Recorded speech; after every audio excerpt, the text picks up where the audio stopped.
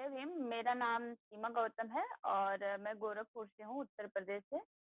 मैं all India दलित महिला अधिकार मंच की डिस्ट्रिक्ट कोऑर्डिनेटर हूँ। मैम, ये काम करने का प्रेरणा ऐसा है कि मैं खुद ही एक सेक्सुअल हैरेसमेंट लेडी हूँ, जो मेरे साथ इस तरह से घटना खुद ही हुई है। और मैं जब मुझे जरूरत थी लोगों की, तो मेरे साथ कोई नहीं खड़ा हुआ।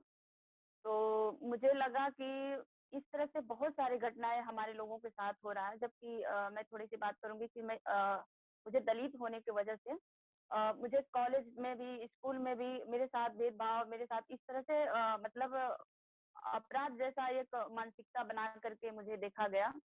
तो जब मैं बड़ी हुई तो बहुत सारी घटनाएं आने लगी। तो मुझे लगा कि मुझे इस क्षेत्र में काम करना चाहिए, क्योंकि मेरे साथ कोई खड़ा नहीं हुआ। तो मुझे अपने समाज के लड़कियों के साथ खड़ा होना चाहिए, इसलिए मैं काम करने लगी।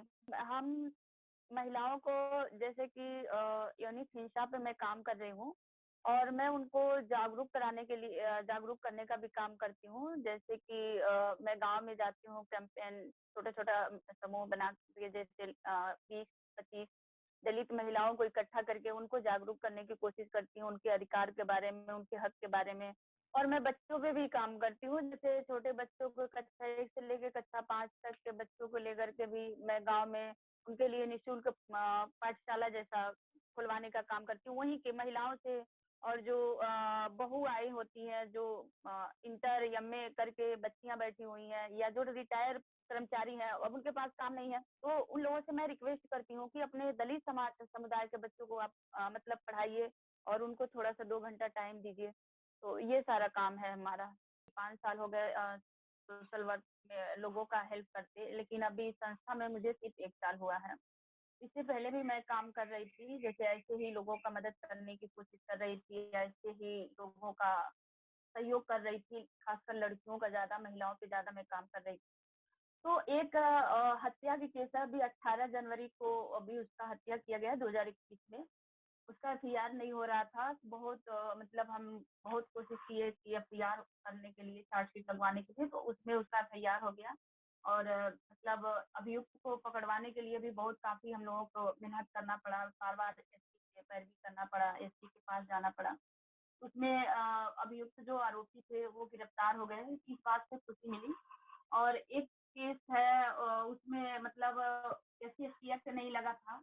उसमें एससी एसटी एक्ट हम लोगों ने मतलब मैं जा करके कचहरी से जा करके, जो एफआईआर में तो नहीं लगा, लेकिन चार्जशीट जो होती है एसपी के यहाँ से लेटर दे करके, तो वहाँ उसमें एससी एसटी एक्ट लगा।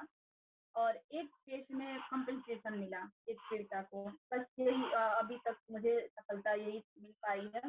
और छोटी छोटी जैसे कि घरेलू हिंसा हुआ या मारपीट की केसेस हुई, तो इन सब में एफआईआर लिखवाई। फिर उसके बाद से वो होता है, छोटी छोटी घटनाओं में क्या होता है कि एक अरसे के बाद, थोड़ी देर के बाद मतलब खुद ही पीड़िता ही उसको घरेलू मतलब गांव से लोग दबाव बनाते हैं, और लोग दबाव बनाते हैं कि भाई एक साथ रहना है, ये हो गया, गलती हो गया, माफ कर, तो कंप्रोमाइज भी हो गया।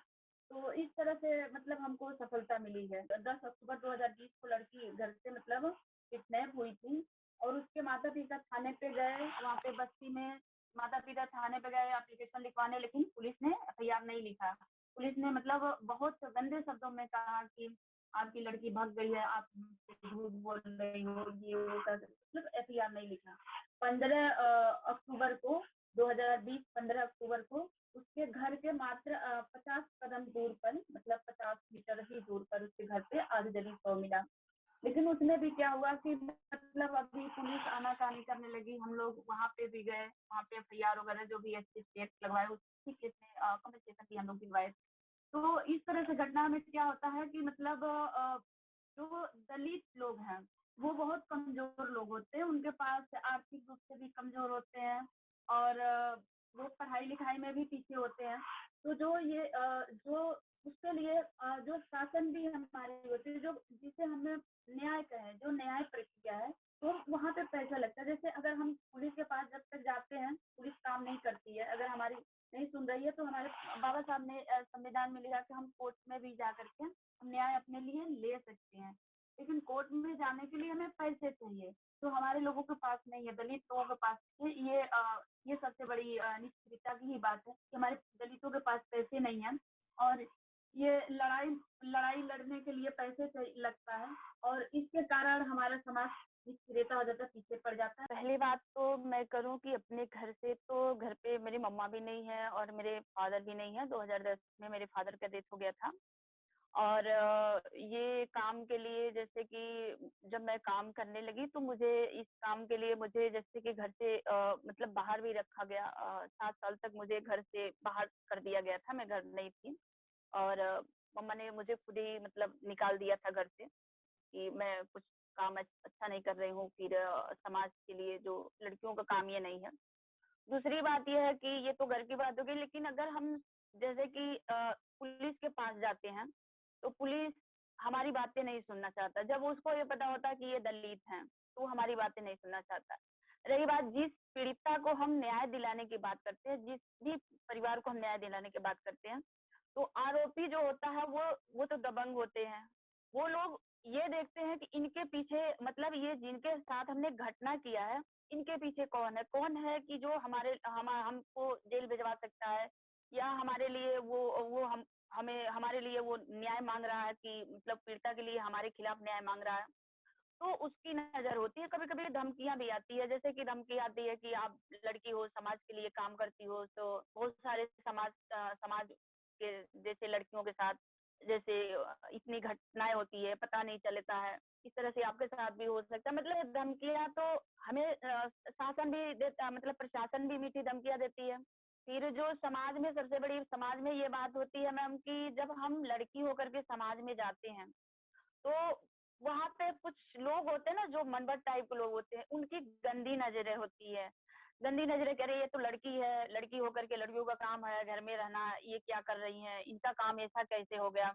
इनको ये कभी-कभी लोग कहते हैं अपने आप को बहुत इंटेलिजेंट समझती हैं, सबको न्याय दिला देंगी, सबको ये कर देंगी। तो कुछ अपने साथ भी सुनना पड़ जाता है, तो बहुत कुछ होती है कि जिसे सुनना पड़ता है। लेकिन अपना क्या है कि मेरे साथ वो घटना घटी है, बस यही सोच करके कि किसी और बहन को अगर शायद मेरे वजह से न्याय मिल जाएगी या मैं उसको न्याय दिलाने में कामयाब रही, तो ये शायद हमारी ज़िंदगी की सबसे बड़ी खुशी होगी और सबसे बड़ी जीत होगी। न्याय हमारे मुझे जहाँ तक लगता है, तो उस परिवार के लिए जो ऐसा कोई संगठन बनाया जाए, ऐसा कोई कानून, एक ऐसा व्यवस्था बनानी चाहिए कि जब किसी परिवार में इस तरह से घटना होती है, हत्या जैसा या रेप जैसी घटना होती है, तो वो परिवार अगर किसी महिला के साथ, मतलब खास करके बच्चियों के साथ, यूथ लड़कियों के साथ रेप होता है, जो 3 साल से 4 साल, 5 साल, 8 साल, 22 साल तक, इन लड़कियों के साथ जब रेप होता है, तो मतलब वो लड़की अंदर से टूट जाती है। किसी भी काम के लिए, मतलब उसका हर चीज़ से उसका दिल टूट जाता है, ना ही वो काम करना चाहती है, ना ही बहुत सारी चीज़ें में वो ज़िंदा तो रहती है कि ज़िंदा लाश की तरह हो जाती है। तो मुझे लगता है कि इसके लिए हमें ऐसा व्यवस्था बनाना चाहिए कि जिससे उसे पढ़ाया जाए, उसका सपोर्ट किया जाए। सबसे बड़े पहले तो उसका सपोर्ट किया जाए। न्याय सिर्फ़ जेल जाना तक ही नहीं है, क्योंकि हमें उस पीड़िता को, उस परिवार को भी देखना, नज़र में देखना है। क्योंकि बहुत सारी, जैसे मैं अपनी बात करूँ तो मैं खुद ही एक ऐसी महिलाओं की, जो मैं खुद ही टूट चुकी थी बहुत ज़्यादा दिन तक। मुझे नहीं लगता था कि मुझे कुछ समाज के लिए करना चाहिए या जीना भी चाहिए, या फिर हमें अपने लाइफ में कुछ बचा है, ऐसा नहीं लगता था।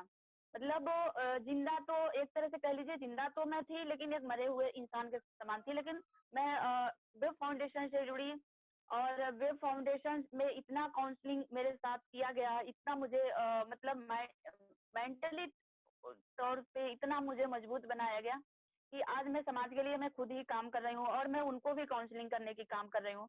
तो इस तरह से हर पीड़िता के साथ मेरे ख्याल से होना चाहिए और तभी वो आगे बढ़ पाएगी।